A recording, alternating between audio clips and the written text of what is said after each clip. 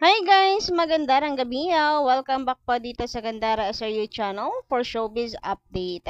Andito na naman nga po akong muli nagbabalik ang nagmamaganda ninyo kachismosang Kim Pao upang magatid ang latest update and fresh happenings patungkol po sa dalawa. And for tonight's Kim Pao update nako, ikatutuwa po ninyo ang ating balita sapagkat meron po tayo na pagtanto kaya pala ganito sila kay Kimi nitong mga nakaraan. Kaya pala. So, gusto niyo po bang malaman kung anong napagtanto po natin, mga kakimpaw? Pero syempre, bago po natin i-check at pag-usapan yan, sa mga hindi pa po nakaka-subscribe dito sa ating channel, maaari lamang na pinutin po ninyo ang subscribe button at notification bell para maging updated po kayo sa mga susunod nating mga balita. Maraming salamat! So, magsimula nga po muna tayo dito sa i-share ng bestie ni Kim Chu na si Darren. Kasi parang anong daming ganap daw po nitong si Kim Chu. Kahit medyo masama ang pakiramdam, yung boses daw niya hindi po may pagkakaila na malat or paos siya. Sa halip po na ipahinga, parang ano pa rin po siya, overloaded sa trabaho. Kagaya raw po nito na tila daw ba ay may ganap po itong si Kimi.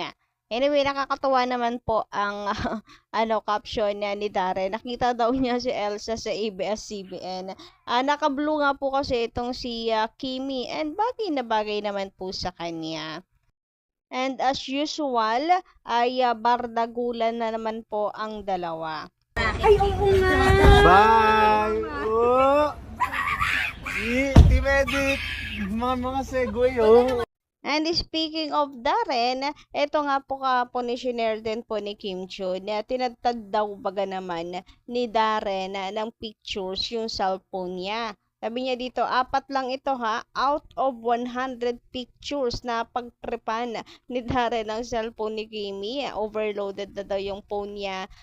Punong-puno na ay lalo pang dinagdagan at pinuno pa lalo ni Darren. Nahirapan daw tuloy siya paano mag-delete ngayon.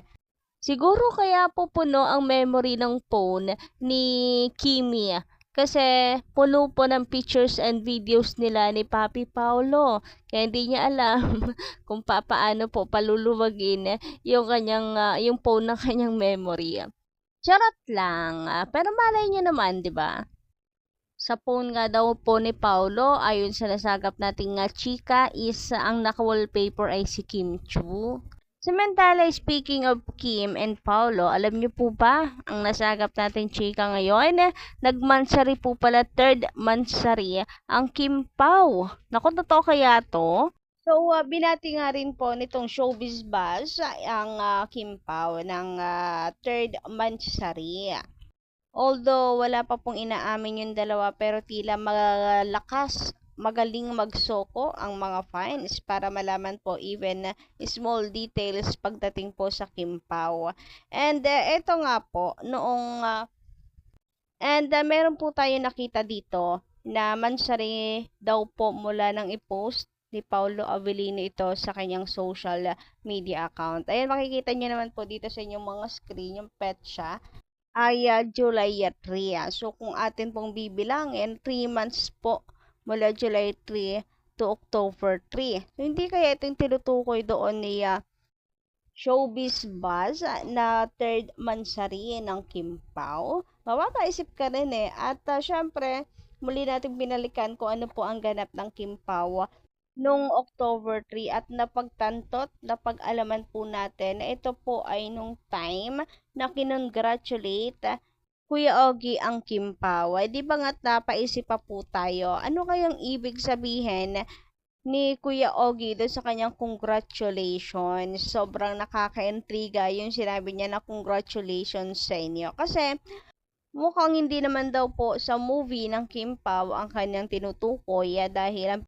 pinag-uusapan nga po nila ay pagbabike ni Kimi and ang isa pa niyang kasama mag-coffee pa pagkatapos. So alam na po natin na si Paulo yun. So kayo guys, ano bang palagay nyo? Since ito po ganap nung October 3, palagay nyo po ba ay kaya kinocongratulate At talaga namang kanila pong kinukulit si Kim Chu noong mga panahon na yan, noong October 3 ay dahil monthsary nilang dalawa. Palagay nyo guys, anong tingin po ninyo? And ito rin po pala yung time na nag-hi si Kim Chu kay Paulo. Happy for you, Kimi. Yung mga kabike mo, ganun. Hello. Hello, ingat po. O, di ba? May pa-message pa nga po siya ng ingat po. So, alam din po siguro ng ng mga co-host. Kaya nila kinukulit si Kimi. Palagay nyo guys, paki-comment nga lang po dyan sa baba. Anyway, let's move on naman sa atin pong next topic. So, si Kim Chu, nirepost nga po niya itong post tungkol po sa Magpasikat 2024 na post na kanyang fan. Sabi dito sa caption, 13 days to go till Magpasikat 2024. Take a look at Princess Chenita Pasabog past performances. O ayan, acknowledge po niya dito yung mga naging performance po ni Kim Chu all over the years na Magpasikat 2024 and nirepost nga ito ni Kimi ng OMG. So, maybe dapat po natin itong abangan kasi malamang po ay may malaking pasabog at sorpresa si Kimi para po sa Magpasikat 2024. And hoping guys na makasama po niya dito si Paulo Avellino. Malay niyo naman na since gumagawa rin naman po sila ng movie ni Pau, so pagkakataon na rin yon para i-promote nila, di ba? And at the same time, namimiss na rin po ng mga Kim Pao fans na makitang magkasama po ang dalawa. So, nangako rin naman po si Paulo na kapag nag-promote na ay pupunta po siya sa Showtime. Nangako siya kay Kuya Bong Navarro. Samantala, usapang movie naman po muna tayo. Sa upcoming movie yan ng Kim Pao na My Love Will Make You Disappear. Meron po nagre-request na sana pang Valentine's Day ang movie nung dalawa. Sana po ay ipalabas nila sa Valentine's Day. Paniguradong dudumugin daw po ito ng mga fans. Panigurado magiging blockbuster. And I agree din. Kasi best date or petsa po ang February 14 para po sa mga moviegoers.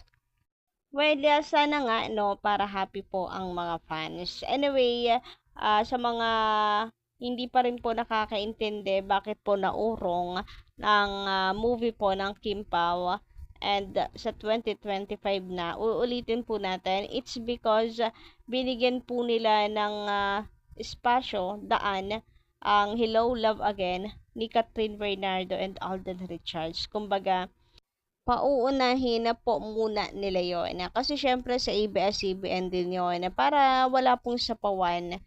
'Di ba? So sana po ay maging klaro na po ito at wala na pong magtaka bakit taurong. Meron kasing ilan na nawawalan po ng pag-asa.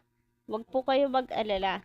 Nangako po si Kim Chu na tuloy po ang kanilang movie. Lagi nga po pinabanggit nilang dalawa ni Paulo Avellino and bilang pangako po nitong si Kim Chu, sabi niya soon.